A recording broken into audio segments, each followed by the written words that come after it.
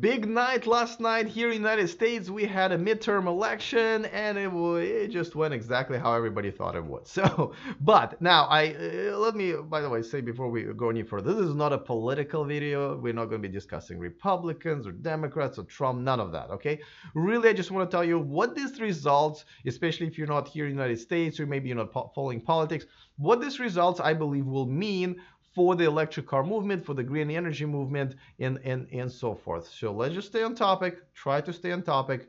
We're going to discuss it all coming up next. Taking over the world, electrifying the world, electric.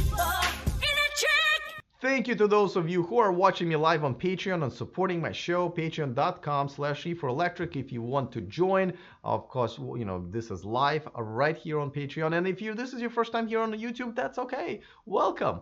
You know, if you want to stay up to date on everything that's going on in the world of electric cars, there's a subscribe button down there, and it's free. That way you won't miss anything moving forward. But okay, let's talk about the U.S.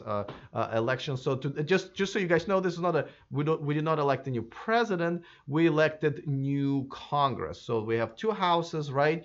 And basically, most of the time when our Congress makes laws, you know, there's a bill, and one house and another one has to vote for it.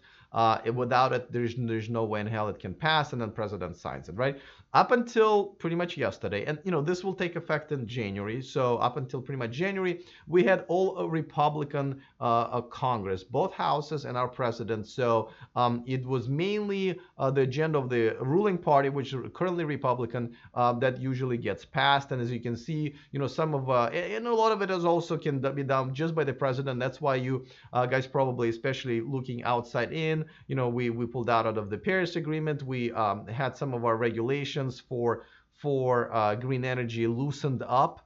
So it made a bit of a step back, but at the same time, we didn't have anything rolled back. Like, for example, there was there were talks. There was, as a matter of fact, there was a bill that was supposed to completely kill our tax credit here in the United States, and they actually ended up putting it back last second, so it survived.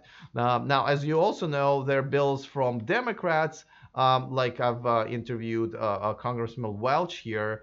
You can find it in my library, where he proposed a bill, to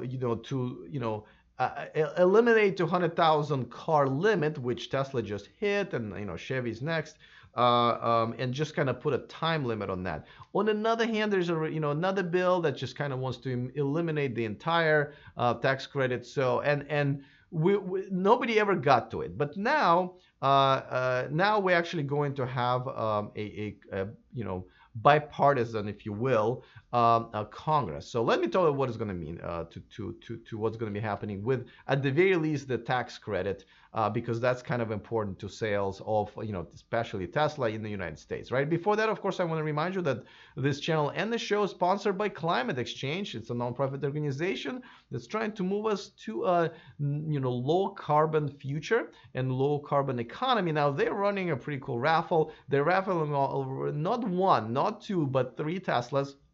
Never seen a raffle like this. And on top of that, they're only selling no more than 4,000 tickets, so your chances are pretty damn good. They are $250. There's a link in the description of this video if you want to enter it. And even if you don't win a Tesla, you're still going to be doing a good deed, contributing to this awesome nonprofit organization. So have at it. I believe this is for US only, so sorry guys, but nevertheless, pretty cool, and thank you to them for sponsoring the channel. All right, so what does this really mean to for the to electric cars and Tesla specifically? As you know, what happens now that we have Republicans controlling in the Senate still and Democrats controlling the House of Representatives, that means they kind of have to work together, right? In order for anything to pass or be repealed, it has to be bipartisan support. So far, they haven't been getting along, the Republicans and Democrats, and it doesn't seem like that's probably going to happen anytime soon. So I'm going to assume that they're probably going to be a status quo as far as like the tax credit for the next 2 years, until our next election of the president and a new Congress. It's going to be probably staying the same. But however, don't forget that it is Tesla, the U.S. based, and this is where most of the manufacturing happens. is the company that's obviously going to be affected. And the next one is Chevrolet with Chevy Bolt and Volt. Now, it doesn't seem like their tax credit is going to start getting phased out until probably a year after Tesla's, but nevertheless, it's also an American company. And I think Nissan is next. So what's really going to be happening, the American companies, Tesla and Chevy, are going to be at the disadvantage to foreign companies like Nissan and Toyota and whatever, and Honda and whatever, they decide to start selling, electric cars here in the United States. And that actually will probably bother both Republicans and Democrats. And I hope that that's how we can come, to all the way back to Mr. Walsh's proposal or something similar, to where we actually have this 200,000 car limit eliminated, and we're just going to go with like after 3 years everyone's done. This is where we're at, and basically where we at right now with our laws, the federal laws, that it comes to green energy and regulations and so forth. It looks like they're probably going to be frozen at where they are right now. Now, we do have an environmental protection agency that's obviously part of our executive branch. It's part of our, Donald Trump, our president, controls that, and they haven't, I would say, been kind of too friendly to our industry, to electric car industry and green industry. But at the same time, things haven't really gotten that much worse. So I would say that will probably stay kind of the same. If you have some thoughts, and by the way, again, if you guys are going to be posting, Republican, Democrat, Trump, whatever, comments that will be removed, then you're probably just going to be banned, okay? But if you have comments, if you have a different opinion about this, or you think that something else might change, something that I didn't really think about, let me know. This is still fresh in my mind, so I'm still thinking about it. So please do contribute to the conversation. But meanwhile, let me give a shout out to one of my newest Patreons, Georgi Nevery. Thank you so much for joining us in that smaller community, supporting my shows. I'm a now full-time YouTuber. And by the way, you can do it for as low as like $1.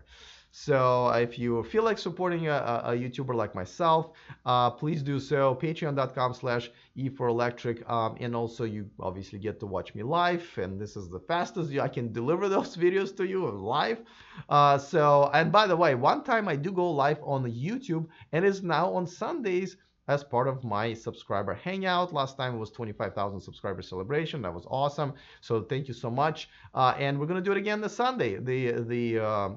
It's already scheduled. It's on the homepage of this channel. If you want to set yourself a quick reminder, you're more than welcome to do so. I will hope to see you on Sunday. But for now, that's it for this particular video. See you guys next time. And remember to stay charged.